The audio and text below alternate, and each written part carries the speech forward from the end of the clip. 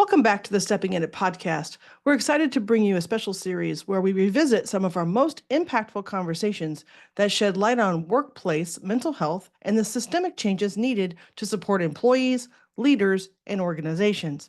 Over the next few episodes, we're diving into strategies for creating healthier workplaces, improving access to mental health resources, and tackling the challenges that keep employees from getting the help and support that they need. You'll hear insights about how employee assistance programs, or EAPs, can unlock potential for mental wellness, a deep dive into rural mental health initiatives that are happening to help the rural communities, and the surprising ways that clutter can both clutter your physical and mental health, impacting your work. So whether you're a leader looking for support for your team, an advocate for mental health access, or simply someone who's curious about improving workplace wellness, this series is for you. So let's get into it.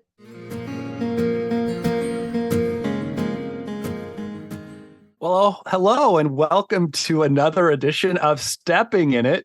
I'm sure by now your favorite podcast. How are you today, Renee? Hey, I'm doing great. I love this podcast. I don't know about you. It's a lot of fun. Usually I give my farmer update. I had a flat tire on the inside dual of my combine, Renee, and I don't know if you know anything about heavy machinery and combines, is you just don't change an inside dual tire or get it fixed. You got to call somebody for something like that. Uh-oh. That sounds complicated. So did you get it fixed? Well, I noticed on my cameras that they came in and they did something for an hour. I just can't wait for the bill because that's going to be painful, I'm sure. Oh, yeah, I know. That's always the farmer position, right? It's going to cost money. Oh, no, not money. Well, I'm so sorry about your tire. I'm glad it got fixed. I guess you're getting all this stuff out of your system, right? Because you got to make sure it all works here through harvest. You got to make sure keep going. It's got to keep going. That's right. It's got to work when I need it to work. So if we get right. everything taken care of, then we're good to go. All right. Well, today we're going to be talking about employee assistance programs and talking about what it is. A lot of people don't even know it exists, and you may even have one and not even know it. So we're going to be talking about what are they? How do you access them? And what does that have to do with behavioral health? And then kind of talk about what the data shows about who actually uses the system and talking about what that could look like. And then kind of moving into some of our conversations about what the work we've done with employee assistance programs, and maybe help you kind of think through, if you have a business out there, what you could use it for. And because sometimes people don't really understand what it is and what it could be. And you may have one version that you don't really like, and you may not even know that you could actually go shop for that and maybe find yourself some better services. And so we're going to talk about the employee assistance program. So Jason, what the heck is an employee assistance program, and how does that sort of tie to behavioral health? Yeah, Renee, it's something that I get asked a lot about, is what is an EAP, or do we have an EAP? And so a lot of organizations and businesses pay for additional benefits for their employees. And employee assistance programs can be very broad, right? They can provide education. They can provide therapy, sometimes 3 to 5 sessions per event that the employee wants to seek counseling for. It can include family members. It can include financial counseling. It can include health coaching as well. And so there's so many benefits to a robust EAP. And so oftentimes I'm talking to someone, they're asking me about, well, where do I go to find different things? I'm like, well, have you started with your employer? Have you inquired if you have access to an EAP, or do you have EAP at your workplace? And oftentimes people are like, I don't know. Right. Because sometimes we get, upon hire, we get that initial benefits overview, and then sometimes we never get back to that. And so it's really important to ask those questions and to know what benefits are provided if your employer does have an EAP program. Right. And I know another piece that people don't often know or even think about is this is a benefit that's often free to you as an employee. And so when you were talking about having, 5 or 6 sessions per incident for counseling, you don't even necessarily have a copay, and it's anonymous. And so you can, once you have a number, and that you can get that through your HR department. And once you have the number, they don't even track who has used it. They track the data that it has been or has not been used, but it is an anonymous service for many people. And so it is a real value to a lot of people as a benefit from your job. And like you said, a lot of people doesn't know it exists, which I find that really fascinating. So when we think about like types of services, I know you mentioned trainings. Like what type of training are you talking about? What have you seen EAP training do? What have you seen that be about? Yeah. And so full disclosure, I do work for a few AAPs as a trainer, Renee. And so, when I think about education and, whether you're an employer or you're an employee, what type of education are you looking for in your workplace so that it creates that emotionally healthy work environment that we're all striving for? And so the technical term is mental health awareness training, Renee. And I don't know if you've ever heard of mental health awareness training, but there's a lot of examples of really solid trainings. One of the ones I think about all the time is mental health first aid. That's by the National Council of Wellbeing, and so you can you could Google mental health first aid. But those are standardized trainings that millions of people across the country have received, and it helps us to better understand emotional well-being, mental health issues, and how to talk to someone who may be experiencing an emotional crisis. And that could be a family member, it could be someone in the cubicle next to you, it could be someone in your community. And there's lots of trainings like that are available. I think of NAMI has several really good trainings that help to educate different individuals, especially in healthcare. And so there's some really great resources you could find through both NAMI National and maybe your local state chapters of NAMI that help to promote mental health awareness in the workplace. And so the options, there's really lots and lots of options of what can be available in that space. Yeah, I was lucky enough to take a mental health first aid class. And I don't know about you, but see, my goal in life when I was a kid, this is going to sound crazy, but it was to never have to touch fast food. So to have this job, I was never working fast food. That was a goal really young. So I was a lifeguard. And I figured if I lifeguarded enough, I just didn't have to ever have a fast food job. And I can tell you at this stage of my life, I have not ever had a food job. But as a lifeguard, I had to be taught first aid for physical first aid and CPR. And that was something that I'm not currently certified. It's been years. But if I ever were to cross a path of an accident, a car accident, or somebody, that's choking, I may not know the today technique, but I'd sure step up and help and do my best to make sure that somebody had the help, because that is ingrained in me by this point, right? I did so many years. It was every year certification.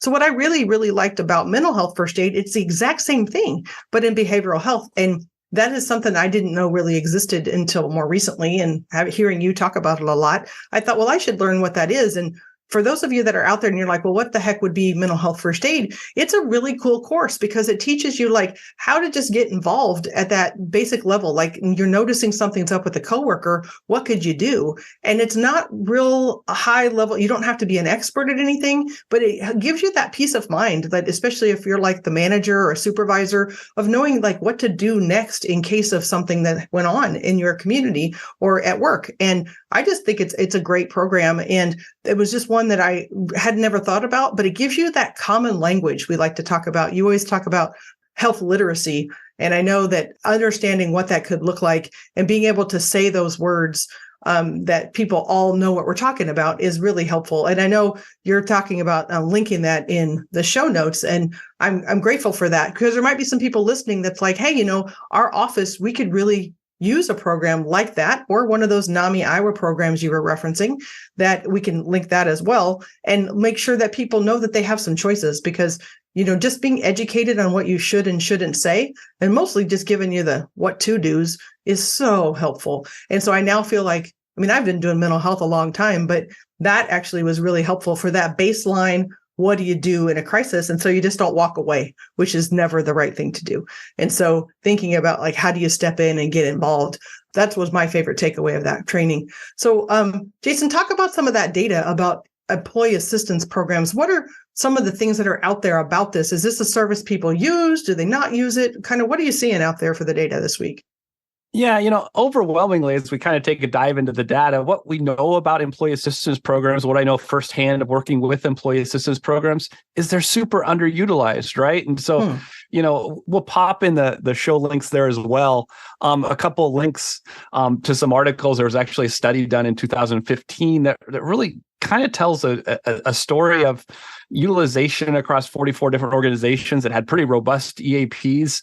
The utilization rate was anywhere from 2 to 8%. And so kind of the industry average right now is less than 4%. Some are low as 1.5%. Wow. Of employees just not utilizing it. And we know when we look at the current, with what's happened over the course of the last 3 years, when we look at working from home, the additional stressors that our workforces have been placed under, that the need is really, really high in a lot of workplaces. And so we kind of ask ourselves, what keeps people from accessing EAP programs? And, we see a lot of stigma. And so, that's really where we go back to those mental health awareness trainings, really helps us to break down that stigma in workplaces.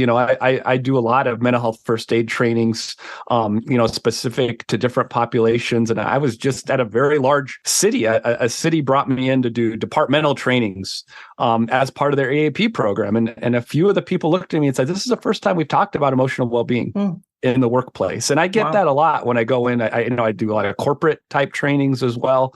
And so oftentimes they're like, "Yeah, we talk about this, in the break room sometimes, but we've never really talked about it as a whole team unit." And it's really important that we have these conversations because it's on a lot of our minds, but we're just not sure if we feel safe enough to talk about it. And so creating safety in your workplace is really what it's all about, because then if you do have something that comes up in your own family situation, you're going to feel more comfortable to go and talk to the HR person to access those benefits. And this is where HR is your friend. And sometimes that can be a tough part, right? And so whether we call it the people manager or whatever our terms are these days, right? Sometimes, we give our HR professionals a bad name. And so we've got to kind of work through some of those things so that we can take better advantage of these benefits that are available to us. Yeah, I'm automatically thinking of the show The Office, the American version. And no, most of your HR reps out there are not Toby. So please become friends with these people because they're good people. They actually have resources for you. And here's the funny part is this is a free benefit to you.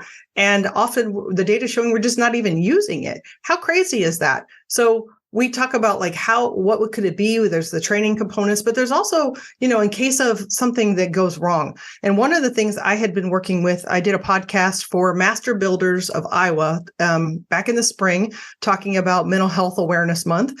And they were sharing with me that in construction, where they're finding the breakdown occurs is actually with supervisors. That if supervisors are aware of the EAP program and promote it by even, sending out emails about it or just hanging up the flyer, that their people are more likely to use it. And you would think, what in the world does construction have to do with mental health benefits? But folks in construction, there's a lot of stress there. And even if they just access it for that financial stress part we were talking about, they're seasonal workers many times. And so their finances go up and down with the building seasons. It could also be challenges with physical pain due to, workplace injuries that can go on and end up, needing medications and pain relief and can become addictive potentially. And so there's just a lot of things. So, industries that you're not thinking about, like construction, you think, well, why would they have employee assistance programs? But they do. But they're the ones that are just not being utilized. And so there's a lot of research out there, like Jason's referencing today, that shows that we're just not using this benefit the way it should be. So Jason, I know they're not all the same. So you've talked about how you work for a couple of different ones. If they don't like their employee assistance program, do they have options or are you just stuck with whoever you're stuck with? Well, that's a great question, Renee. And that's really great dialogue to have with the entity you work for, right? If the EAP is not a good fit and people aren't utilizing it, then leadership need to know, why are we investing so many dollars every year into a product that our employees don't need? And you're just talking, Renee, maybe think about those high stress industries, right? So industries where we see higher levels of suicide, higher levels of drinking, substance abuse, and so I go to rural areas, right? I think about agriculture industries and agriculture, farmers and farm workers are really high in that area. Construction workers are really high in that area. I think about law enforcement, specifically first responders, hospitals, emergency room staff. All of those occupations have much higher rates of anxiety, stress, depression, and suicide rates. And so thinking about, is the EAP program responsive to those populations. And again, this is a great feedback for you to provide to your employer. And if you don't have access to an EAP, again, good feedback to provide your employer about, I'm hearing about others who have access to these types of benefits. And if that's a benefit that has value, then maybe that's something your employer should be evaluating. Right. And if the employer is only looking at it from the response in a crisis and they haven't even thought about using it from the training perspective, they're leaving money on the table in many cases. So you're providing this awesome benefit to your employees, and maybe you're not even using it to its full potential. So we're just here as pro EAP folks saying, hey, think about how we're using this benefit. If you're offering it, it costs money to offer that. It's an awesome benefit to your people. But if nobody's using it, you might be time to think about, is that really a benefit, the right company, the right fit, or do you need to make a change? And so I too have been in the EAP business. I wanted to share when I was, it's been a minute, but I was an early clinician. I worked for an EAP in the state of Texas. And my job was, I was the counselor on the 800 number on the back of the card. So there are people from all over the country, but the company would call the number, usually on the back side of your insurance card. It says there's an EAP. It's typically printed there. Most people don't read it or know it exists, but it's there. And there would be a frontline person that would answer the phone. And then if the person was in crisis, and they would determine that by maybe being intoxicated, slurring their words where nobody understood what they were saying, or they were crying hysterically, or they were just really angry, and all of those things, then they would send them immediately to one of us that was a counselor. And I sat in a cubicle with a headset on my head, and I counseled people all day. And my job was to get them connected to their EAP benefits. And we had timelines in which to do that. So they'd call in at the time.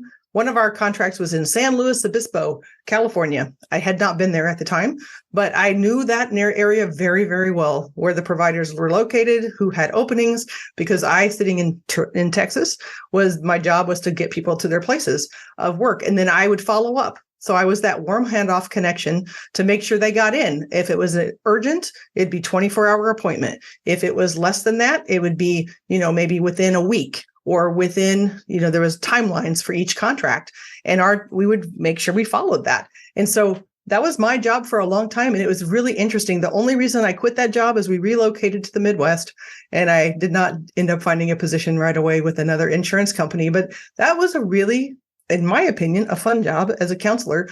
One, because you couldn't see my face. So if I'm leaning back on the seat staring at the ceiling, what could you do? Because sometimes you get the frequent flyers, and wow, we'd have the same folks. And the call, it was so funny thinking about this, but the calls would bounce around the cubicle. There'd be four of us stationed in a cubicle pod, and the calls would bounce from one to the next. And so you could tell when one was coming. And so sometimes you knew good and well, and somebody would yell over, "That's so-and-so, it's for so-and-so," and it'd be the same person. So we'd make relationships with people that would call us pretty regularly, sometime around happy hour. It was always a fun time, and chat with the same people. So Jason, besides your EAP work, is it mostly in the training side, or have you ever done EAP work on that clinician side? I've done more training side, Renee, and you made me think we need to do a podcast just on our early roots of call centers. I used to do a crisis call center as well. So there's a whole show right there that we can do. But yeah, I training's my primary thing of really looking at how do we help support the training programs within different organizations, really around that mental health awareness piece. And I think that's, as we think about supporting workforce, and that's been such a topic over the last couple of years of what are we doing to put in supports and structures for our workforce. EAPs are a great way to do that. And as I think about other things we talk about, Renee, when it comes to system navigation, you just described a free benefit that helps your employees navigate the system, and that's something that is really so underutilized with EAP programs is their job is to help you get connected and find the level of care you need. And that's so oftentimes the barrier when it comes to navigating the behavioral health care system, whether it's for, a loved one, a child, or yourself. And here, so oftentimes people who are lucky enough to have this benefit through their work have access to that. and it goes underutilized or not utilized at all in many cases. And so, a lot of times that could be the first call to help create those connection points. And if you're unfortunate and you don't have, you're not in a workplace that offers an EAP, it's something to ask for. It's something to say, hey, is this something that you're looking at? And certainly something to advocate for, because it can be an essential part of supporting employees. And so that really helps when you think about that culture, the organizational culture that you can create from that. Yeah. And if I look back at that job too, I currently have a contract now where I'm like the third party behind the scenes of the EAP that is the clinician that can go on site in case of an actual emergency or a death. And so I have had the opportunity to go and help people through a time of initial grief and to get them connected to their EAP so that there's that real life person that can go to the site and talk to people if somebody has passed away. And so our company is like, the current one I'm with is so far deep that we don't even talk about our names because we always represent the EAP that is contracting us to go. But we're sort of that behind the scenes on-call therapist. And what happens is, say the last couple of times I have not been on one where people died in the building at the office, which that would be terrible. Not that all deaths are not terrible, but even more terrible. But I've had a couple where they've been accidents or something has happened to them on the weekend or outside of work. But, the next day people will roll into work and so-and-so is not there. Their desk is empty. And people, EAPs get people there right away if you've done this right, and make sure that there's a clinician to help with those tears and the shock of all of that. And they can move that quickly. So you get a text message as a clinician that says, we need somebody on site right now or tomorrow for 2 hours or whatever it is. And people are from all over that will take whatever they have availability and go. And it really helps the manager and the supervisor on site who doesn't know what to do because a coworker has died or maybe even dealing with their own grief. And so if you are an owner of a business and somebody out there that has this EAP, please use that service if something happens. And God forbid, we don't want bad things to happen to you, but things happen. So somebody could die in a car accident or whatever, and it impacts your employees. And so you have the opportunity, and it's just such an honor to be in that space because it's such a raw place of emotion for people. And I'm an outsider. I don't know anybody, but I can start making those connections for people and saying, hey, make sure that you know about this benefit. And in one case, they even had, some of these employers will go ahead and have grant programs or whatever to help with the financing of things that could be coming. Because maybe somebody is like a warehouse worker or something, and they don't have the finances to help with the funeral and all of those expenses. And so helping them know, hey, these are your benefits. This is how you access them. And then supporting leadership in that process. It's just it's an amazing process. It's not easy, but it actually is. It's one of the best things I've ever done because you get to kind of really be right there when people are needing the help and saying, hey, don't forget, you have this benefit. Please call and let's get you set up. And sometimes if they can't do it themselves, I can be that person to actually, let's call the number together and get you an appointment, right? And get you set up. And so this really is a great program. And so it's just a shame that the data shows that we just don't use it because it can do such good things and can be where you have clinicians that can come in and you don't leave that to your poor supervisor or manager who just doesn't know what to do, in time of crisis. You bring up a whole area, those debriefings are so important, and the research is sound in staff going through a debriefing after any type of traumatic event. And so really that goes into businesses' emergency preparedness plans as well. And Renee, we've done a lot of work in disaster response and emergency preparedness. We've spoken at many conferences around emergency preparedness, and this really ties together with all of those concepts, right? Of how do we support employees, or how do employees get the support that they need, especially during those types of traumatic events. And so, it just kind of goes to the story of why we need to be asking about EAP, why we need to be asking about what's available. So Renee, what is our self-care tip of the week this week? Well, my self-care tip is actually talking about these free or low-cost ways to get help. Because again, many of us have these benefits available to us and we just have never asked. And, I don't remember who told me this, but the answer is always no if you never ask, right? And so, if you're at a place of employment and A, you may have this benefit and never know, but B, if you don't ask, you may just be missing out on something that's, available to you. So I think of some of those free resources just off the top of my head, and I'll ask you, Jason, if you think of any others, but I know we talked EAP all day, right? That's a big one. But did you know that a lot of college campuses have free counseling available on campus? I've taught at several campuses here in the Metroplex of Des Moines, and all of them had counseling available to folks, and it didn't cost people anything to access it on their schools. And then, and so the students sometimes are afraid to access because they're afraid of fees or cost, and it costs them nothing. And again, they may not know that. And I was probably sent the most people to the counseling center at the school because I was like, hey, it's a free benefit. You should use it. Right. And I'm like, absolutely go. And if nothing else, and they're not the right place, then their job and duty is to get you a warm handoff to the right place. And so, hey, take that advice. Right now, all our students are back in school. And so if you're in school and you're hearing us talk about this, check this out. This is a free benefit for you while you're a student that you can get counseling, and you can actually get a lot of other services, but you got to go check it out. They may not promote it as much as they should, but you are paying for it with your tuition. So just letting you know that. Jason, what are some other places that we would get some low or no cost help?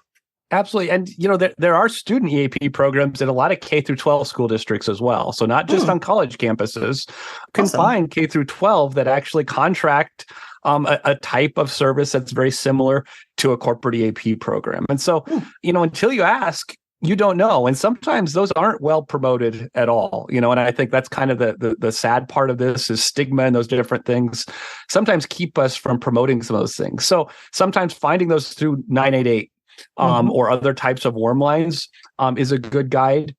But again, thinking about places of worship, churches, synagogues, and others, oftentimes there's counseling components or connected counseling services or clinics connected to some of those if you're looking for a spiritual basis of some support or counseling. And so all of those things are really great options. If you happen to be in a university town, sometimes there's educational clinics where, you just pay $20 a session, and it may be a PhD student or someone getting their training, doing an internship, in their master's program for counseling. And sometimes those are great options if there's financial limitations or if your insurance or EAP program doesn't cover behavioral health, then there are sometimes opportunities in ways that we wouldn't necessarily think of, but especially for short-term brief counseling interventions. Right. And the last thing I'll say about that before we wrap up is there's a lot of therapists out there that have a sliding scale fee